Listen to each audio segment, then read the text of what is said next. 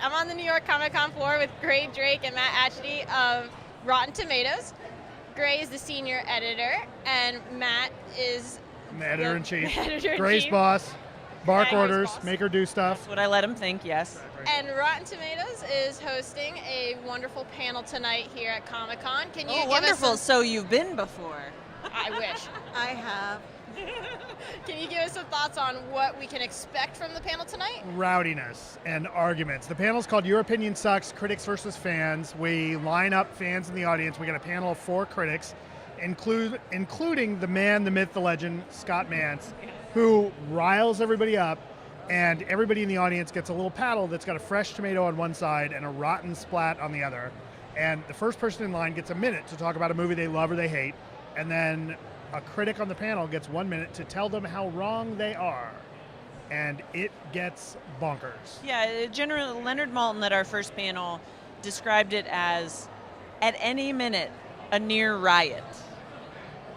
And it always is. It's fantastic. That sounds like insane craziness, and as a critic, I'm so glad I'm not on that panel and have to get yelled at by what people. you believe in. Yeah, I mean, I get bashed. Right. I get bashed for my opinion enough, even though I know I'm right, but that's just me. Well, I'll tell you though, actually, as much as everybody argues, and you see online discourse where people are like, oh, critics are terrible, they hate movies. This is actually the opposite, because yes, people argue, but it's all kind of a shared passion for movies. You can argue I argue with friends about movies all the time. My kid and I argue about movies, and it's not, you don't do what you do online where it's like, oh, well, I'm never talking to you, I'm blocking you. Blocking my 13-year-old because he hates me. No, you don't do that. You are still friends at the end of the day. And actually this panel, one room at a time, is showing audiences and critics that everybody is passionate about film. And yeah, you can disagree on a film, but that's okay. That's part of the fun of going to movies. Right. Absolutely. And it just kind of brings people closer together, though, because we're not all that different, fans or critics, because everyone's just a fan of film in general. Well, right, because it's so subjective. Like, you're allowed to have your own opinion, and our panel proves that every opinion sucks. Well, and one of the things that I hear, you see this online all the time. Fans will say, "Oh, critics didn't like Suicide Squad because critics hate movies," and I always say, critics love movies. You'd have to be some kind of masochist to have a job to see movies for a living if you hate movies. So critics love movies as much as the fans do, and critics want every movie to be good. Unfortunately, there's a lot of mediocrity out there. Yeah, I mean, there's a good reason why Suicide Squad was bashed. We don't need to go into that again, but yeah, we'll be here we all all feel day. the same. I'm sure you guys are going to get that one tonight. Any other movies you think that will come up that'll be hot button topics? We always get superhero movies because they're the most popular films being made today, and we get a lot of TV now. So a lot of people that want to talk about TV shows too, because we feature that on the site. Some TV shows even have episodic scores, so the critics weigh in on show versus show versus show. And I don't know, people brought up things like The Walking Dead. They brought up even Murder, She Wrote. Somebody did bring up Murder, She Wrote. That's right. Yeah, which is my favorite person and television show. One of the ones that's come up from time to time is this happened the last 2 or 3 times. Somebody will get up and they'll say, I hated the movie Avatar, The Last Airbender, but let's talk about the show. The show's amazing, and everyone agrees with them. And that's what happens sometimes is somebody will bring up a movie or a TV show that they agree with the panel, and then that's a little boring. People will figure out they want to take the provocative take on something. Yeah.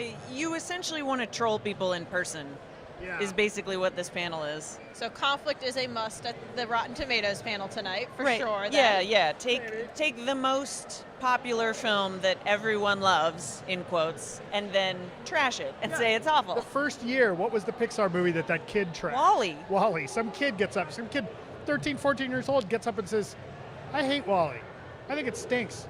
The room goes bananas, and everybody's like, no, boo. But then that kid presented such a thoughtful argument and really gave good reasons as to why he didn't think the movie was good, and everybody was kind of taken aback by it. And I remember that Owen Gleiberman, that at the time was on at Entertainment Weekly, said, that kid has courage.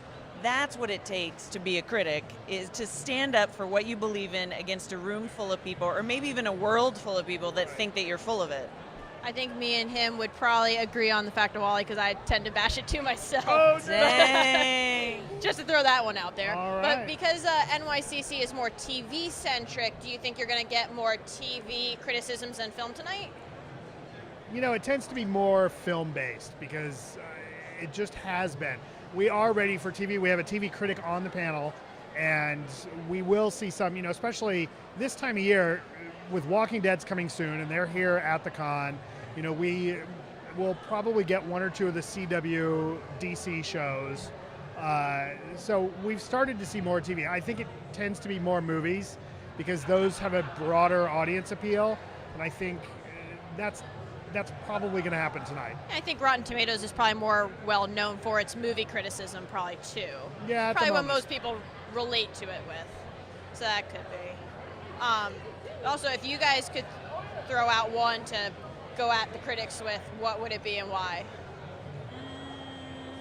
That's a great question, and I'm trying to burn time in thinking of my answer.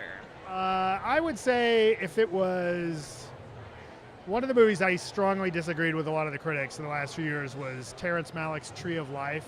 No, here he goes again. Overly arty, and I couldn't stand it. I would say if it was a genre film, you know what? I tend to like every movie in the Fast and Furious franchise. And even though some Even Tokyo Drift. Listen, Tokyo Drift is awesome. That movie rules. Matt, what did you think about the Paramount film Fun Size? That movie is terrible.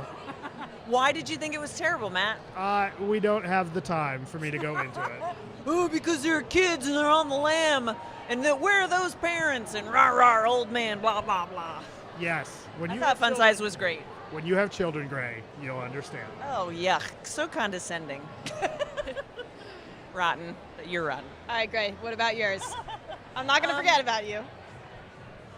A movie that I loved, I don't have a controversial opinion about. I just want people to know about it. It's called Don't Think Twice. And Mike Birbiglia, who's a really talented filmmaker and comedian, he did this movie that's about improv, and Keegan-Michael Key is in it, and it's so funny and so wonderful. It is fresh, 100% fresh, and it's very highly rated actually by the critics as well. And every time someone asks me for a movie recommendation, that's the one I tell them, hands down. And I'm glad it's this movie now because it used to be Shockmo. All right, that I suppose is a more controversial viewpoint, but Shockma, the movie about the monkey who's been a subject of a brain experiment by Roddy McDowell, it's a gem. So is Glitter. Glitter is a gem. I love movies that are so bad they're good, but Shockma features some of the finest animal handling you'll ever see in a film. I could go on. It also stars Christopher Atkins from The Blue Lagoon. You're welcome. All right. All right. What do you have to say about that? Not much. I'm going to stay away from That's that. fair. Okay. What movie are you both most looking forward to in the next couple of months? This is like the good time of year for movies. I know, think we're getting a good season. Fantastic Beasts and Where to Find Them, I'm excited about, specifically because I'm not a huge Harry Potter person, but I love the fact that this is just based on an encyclopedia of the beasts. And J.K. Rowling wrote the screenplay, and so it's not, you aren't going to be sitting there and going, well, that wasn't like the book. You're just going, oh, cool, I read about that beast. And I think that's much more exciting. So I have really high hopes, also because it stars Eddie Redmayne, who I think is delightful. Couldn't agree more. I'm a big Marvel fanboy, so I'm totally geeked out about Doctor Strange. And then we get another Star Wars movie, which also is going to be awesome. Do you think it's going to be awesome? Absolutely. It's going to be great. It's Are going to you be... just saying that because you're prejudiced? No, not at all. No, I can look at a Star Wars film objectively. Of course I can. It's going to be great. Yeah, I hope so. I mean, Felicity Jones is like, yeah.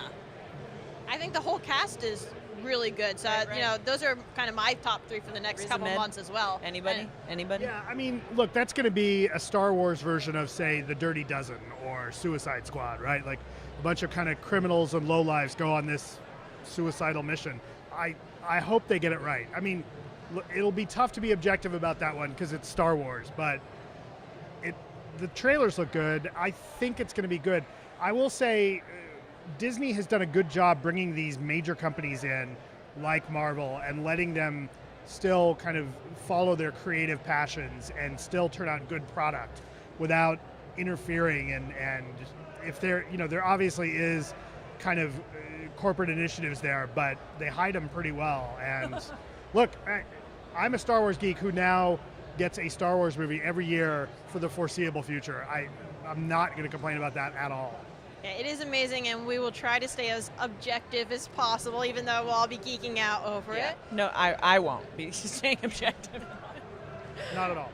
I will thank you both so much for your time. We always appreciate it, and Thanks a lot. I'm sure the panel tonight will be amazing as well. A riot.